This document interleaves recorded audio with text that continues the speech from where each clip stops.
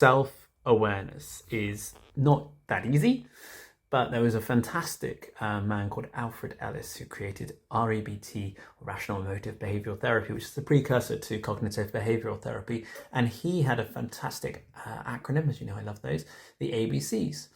And he said everything is basically like this. You have an activating event, A, and you have B, and then C, a consequence. And we think often that the activating event leads to the consequence. Whereas we don't remember sometimes that there's a B in the middle. What is B?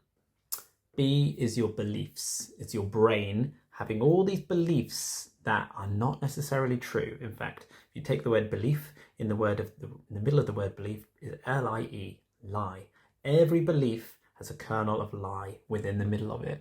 Because if you think about, let's say a belief, let's say an activating event that someone drops litter in the street, and you think, that's terrible, like that man's a bad man, you know, anger, all that stuff. Well, that's because in your mind you have a belief that littering is terrible and people that do that are scum and whatever it is that comes up, right?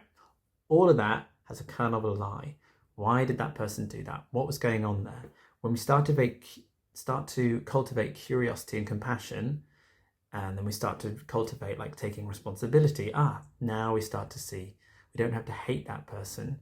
We can still have a reaction. We can acknowledge and name that reaction, but now we don't have to act from these beliefs. We don't have to have all the anger that we experience. We don't have to react that way.